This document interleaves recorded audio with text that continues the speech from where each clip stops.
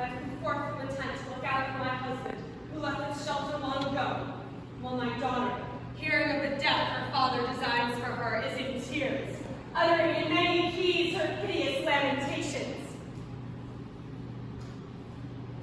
It seems I was speaking of one not far off, but there is Agamemnon, who will soon be detected in the commission of a crime against his child. Honor Bryn, it is lucky to have found you outside of the tent to discuss with you and our daughter's absent subjects not suited for the years of maidens on the eve of marriage. What critical moment is it that you are seizing? Sent the maiden out to join her father, for the lustral water stands there ready, and barley meal to be scattered with the hand on the cleansing flame, and heifers to be slain before the marriage, in honor of the goddess Artemis, their black blood spouting from them. Though the words you use are good, I know not how to name your deeds in terms of praise. Come forth from the tent, my daughter Iphigenia, for well you know what is in your father's mind. Bring Orestes with you in the folds of your robe. Behold, how she comes in obedience to your summons. I will speak the rest for her and for myself. My child, why do you weep and no longer look cheerfully? Why are you fixing your eyes upon the ground and holding your robes before them? With which of my woes shall I begin? For I may treat them Aulis first, or put them last, or midway anywhere. What is it? I find you all alike, confusion and alarm in every eye. My husband answered frankly the questions I asked you. There's no necessity to order me. I'm willing to be questioned. Do you mean to slay our child? Ah! These are harmless words, unwarranted suspicion. Please answer me that question first. What a fair question you shall have a fair answer. I have no other questions to put. Give me no other answers. Favor, dear. Oh, destiny and my fortune. Yes, and mine and hers too. The three share one bad fortune. Revenge! My secret betrayed. I know all. I know what you are bent on doing to me. Your very silence and those frequent groans are a confession. Do not tire yourself by telling it. See, I'm silent. Why should I tell a falsehood and add effrontery to misfortune? Well, now listen. For I will unfold to you my need and cease to employ dark riddles. In the first place, to reproach you first with this. It was not of my own free will that you took and wed me, but by force, after slaying my former husband Tantalus and dashing my baby on the ground when you had torn him from my breast with brutal violence. Then, those two sons of Zeus, who were my brothers, came flashing on horseback to war with you. But my own father Tyndareus rescued you because of your suppliant prayers, and you had me to wife. Once I was reconciled to you upon this footing, you will bear me witness that I have been a blameless wife to you and your family, chaste in love, in honor to your house, so that your coming in might be with joy and your going out with gladness.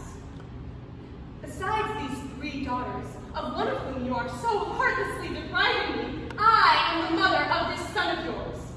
If anyone should ask you your reason for slaying her, tell me, what will you say? Or must I say it for you? It is that Menelaus may recover Helen. An honorable exchange indeed to pay a wicked woman's price in children's lives. Again, if you go forth with the army and are long absent at Troy, leaving me alone in your halls, what will my feelings be at home, do you think? When I behold each vacant chair, her chamber now deserted, and sit down alone in tears, making ceaseless lamentation for her and my child. He that has begot you has slain you himself. He and no one else, nor was it by another's hand, leaving behind him such a hapless return to his home. I adjure you by the gods, do not compel me to sit against you, nor sin yourself. Tell me, what blessing will you say while you are slaughtering our daughter? What prayer will you invoke when it is done? In ill returning, seeing the disgrace that speeds your going forth. Is it right that I should pray for any luck to attend you? Surely we should deem the gods devoid of sense if they harbored any kindly feeling towards murder. Will you embrace your children on your coming back to Argos? No, you have no right. Will any child of yours ever face you now that you have surrendered one of them to death? Has this ever entered into your calculations? Or does your one duty consist in carrying a scepter and marching at the head of an army, when you might have made this fair proposal among the Argives? Is it your wish, Achaeans, to sail for Phrygia's shores? Why then cast lots whose daughter has to die, instead of giving up your own child as a sacrifice to the Danaids? Or Menelaus, as it was his concern, should have slain Hermione for her mother. As it is I, who am still true to your bed, must lose my child, while she who went astray will return with her daughter and live in happiness in Sparta. If I have been wrong in my words, answer me. But if they have been fairly urged, do not slay your child, who is mine too, and you will be wise. If I have the eloquence of Orpheus, my father, to move the rocks by chanted spells, to follow me, or to charm by speaking anyone I wish, I would have resorted to it. But as it is, I'll bring my tears. The only art I know, for that I may attempt. I was the first to call you father, and you the first to call me child. I was the first to sit upon your knee and give and take the fond caress. And this is what you would say to me then. Shall I see you, my child, living a happy, prosperous life in a husband's home one day, in a manner worthy of myself? And I return would ask, as I belong go back to here, where I am now clinging, what then will I do for you? Shall I not be giving you a glad reception in my halls, Father? In your old age, your pain, all your anxious care in rearing me. I remember all we said. It is you who have forgotten, and will now take my life. What have I to do with the marriage of Paris and Helen?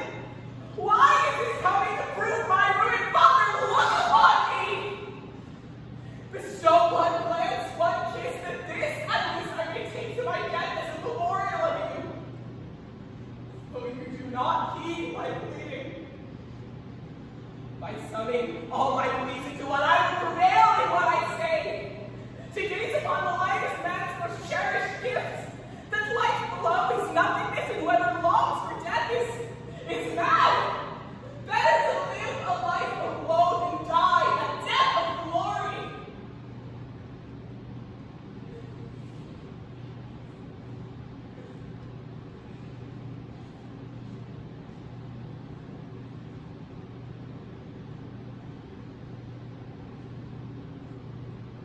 While loving my own children, I yet understand what should move my pity and what should not. I would be a madman otherwise. It is terrible for me to bring myself to this, nor is it any less terrible to refuse God, for I must do this. It is not Menelaus who has enslaved me to him, nor have I followed his wish. No, it is Helen for whom I must sacrifice you to, whether I will or not. To this necessity I bow my head, for she must be preserved. As far as any help of yours, daughter, or mine can go, or they, who are the sons of Hellas, must be pillaged of their wives by barbarian robbery.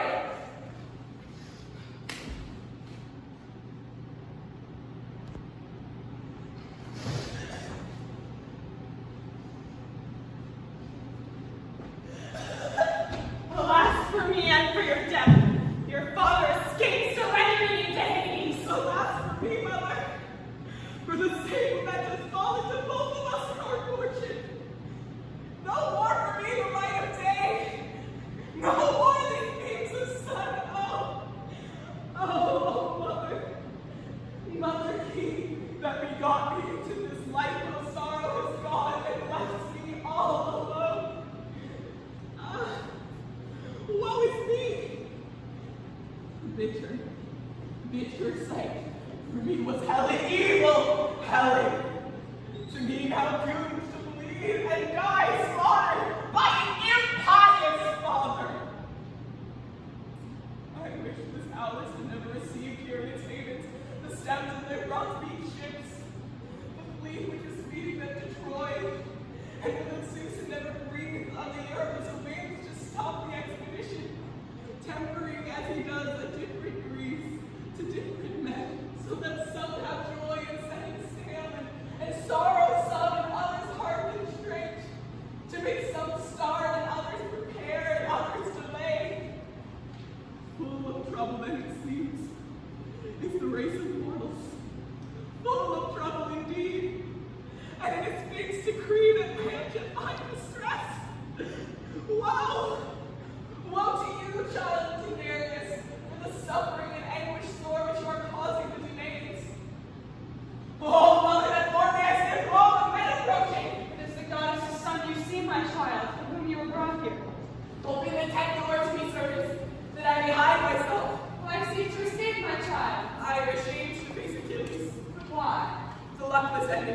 marriage causes me to feel abashed.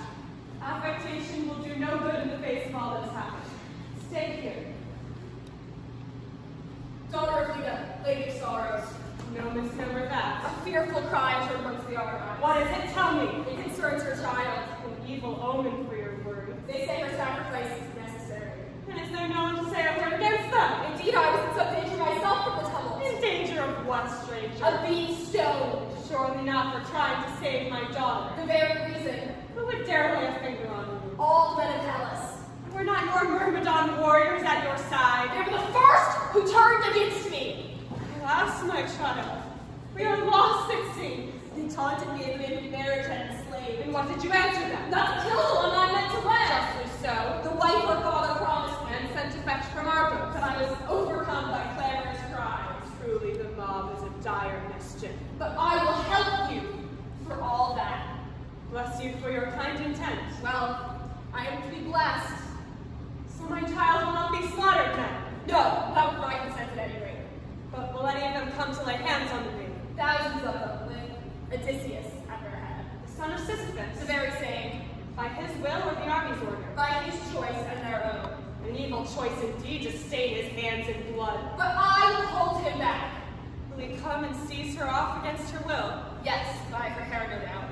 What must I do when it comes to that? Keep hold of your daughter. Be sure that she shall not be slain as far as that can help her. Believe me, it will come to this. Listen, mother.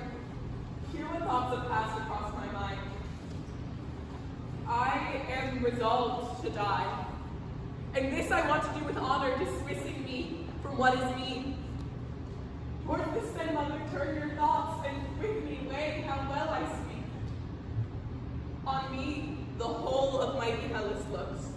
On me, the passage over the sea depends. On me, the sack of Troy, and it lies within my power to check henceforth barbarian raids on happy Hellas.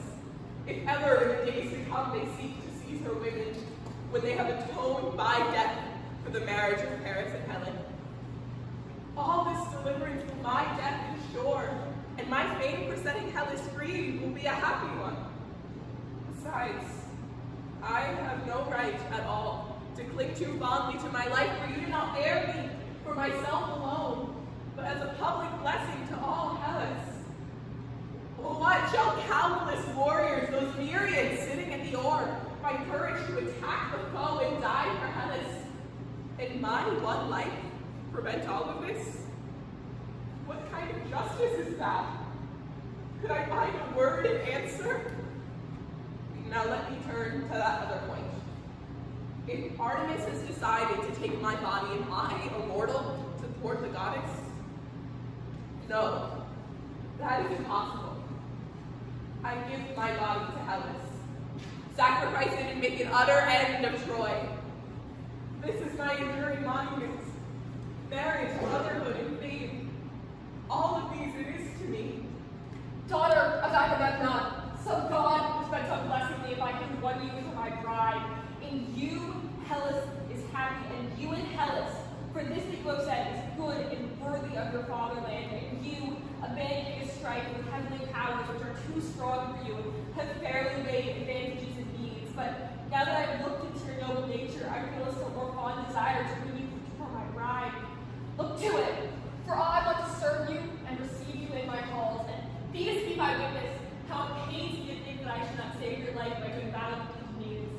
Reflect, I say, a dreadful ill is death.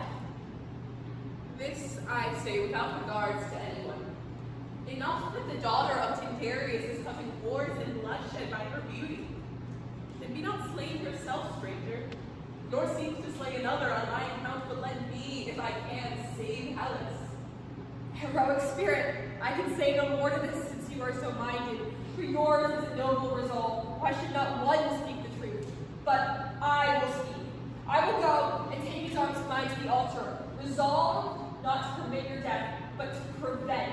For brave as you are, like the knife held to your throat, you will soon avail yourself of what I have said.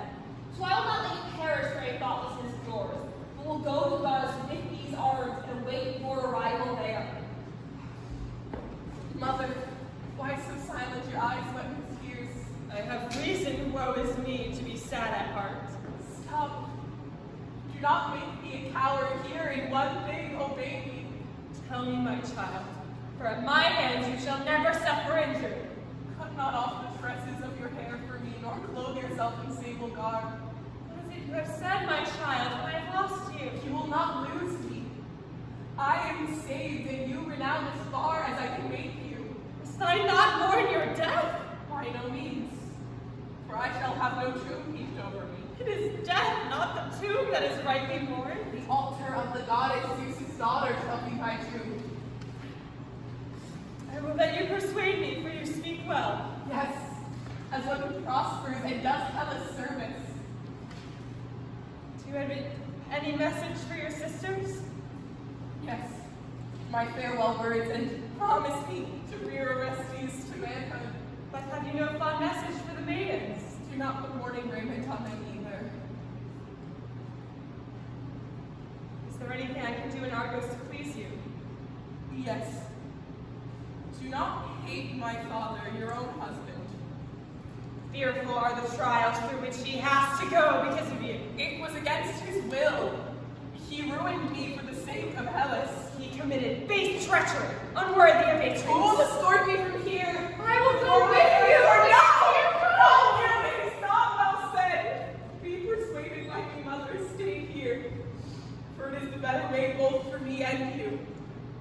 But let one of these attendants of my father conduct me to the meadow of Artemis, where I shall be sacrificed. Oh, do not leave me! Yours, maidens, to him in joyous strains Artemis for my hard lots.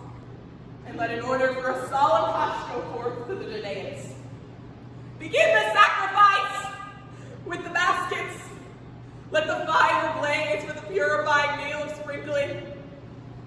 And my father, pace from left to right about the altar, for I come to bestow on Hellas safety crowned with victory. Lead me away, the destroyer of Ilium's town and the Phrygians. Give me wreaths to cast about me, bring them here. Here are my tresses to crown. Bring lustral water too. Dance to Artemis Queen, Artemis the blessed around her shrine and altar. For by the blood of my sacrifice I will blot out the oracle, if it must be. Oh, mother, lady revered, I will not give you my tears, for at the holy rites it is not fitting. Sing with me, maidens. Sing the praises of Artemis, whose temple faces Colchis, where angry spearmen madly chafe, here in the narrow havens of Aulis because of me. Is it on Perseus' town you call?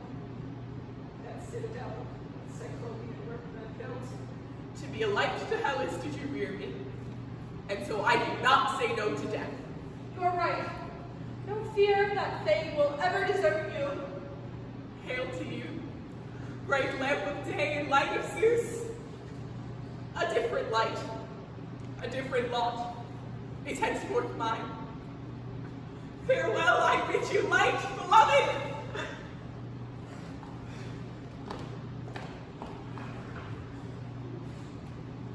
Behold, the maiden on her way, the destroyer of Ilium's town and the Phrygians, with garments twined about her head and drops of lustral water on her, soon to be sprinkled with her gushing blood, the altar of a murderous goddess, when her shapely neck is severed. For you, fair streams of lustral waters and a father's pouring on storm. For you, Achilles' army waits, eager to reach the citadel of Ilium. But let us celebrate Artemis, queen amongst the gods, daughter of Zeus. As if the blood so heavy, Jack! O lady revered, delighting in human sacrifice, send on its way to Phrygia's lands the army of the Hellenes, to Troy's abodes of guile, and grant that Agamemnon may wreathe his head with deathless fame, a crown of fairest glory for the spearmen of Hellas.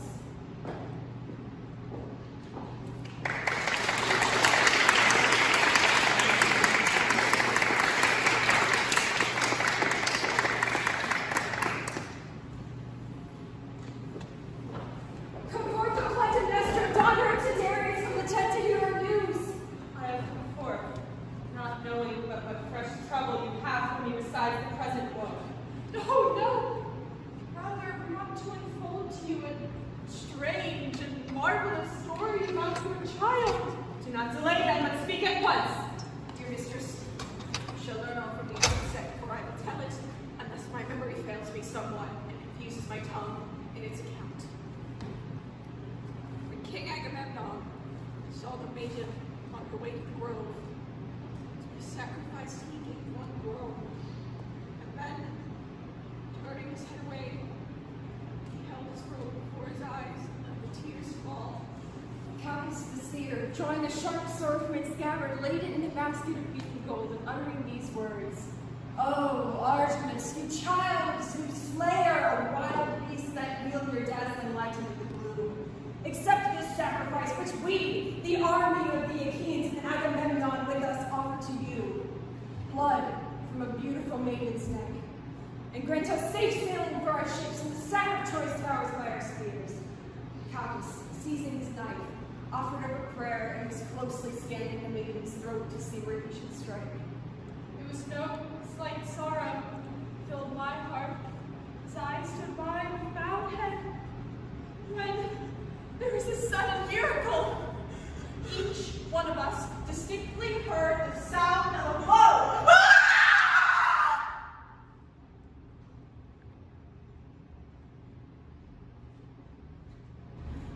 But none saw the spot where the maiden vanished. Caucus cried out, and all the army took a cry at the sight of the marvel all had looked for, due some God's agency and passing all belief. Although it was seen, for there upon the ground lay Iphigenia, gasping out her life, with whose blood the altar of the goddess was thoroughly bedewed. Then spoke Caius thus, his joy you can imagine. You captains of this leagued Achaean army, do you see this victim which the goddess has set before her altar? A mountain growing deer? This is more welcome to her by far than the maid, that she may not defile her altar with the shedding of noble blood. Gladly she has accepted it, and has granted us a prosperous voyage for our attack on Ilium.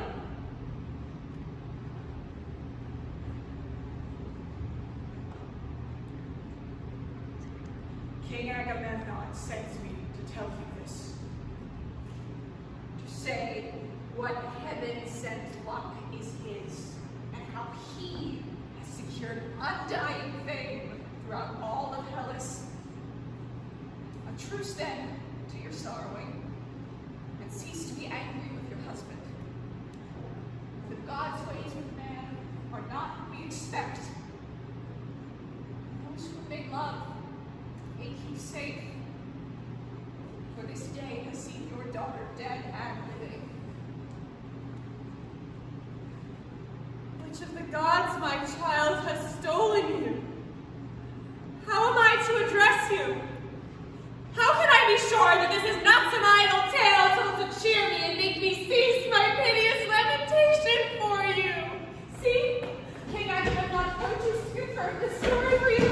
Lady, we may be counted as lucky as far as concerns our daughter for her troop. She has fellowship with gods. But you must take this tender child and start for home, for the army is looking at a sail. Fare you well. It shall be long before I greet you on my return from Troy. May it be well with you.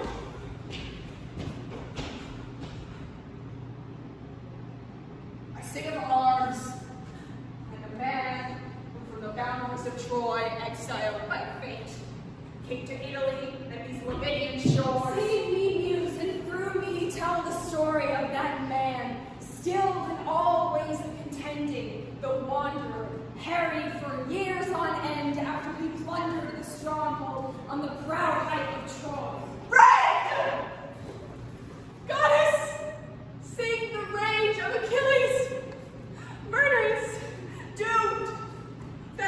cost the Achaeans countless lives.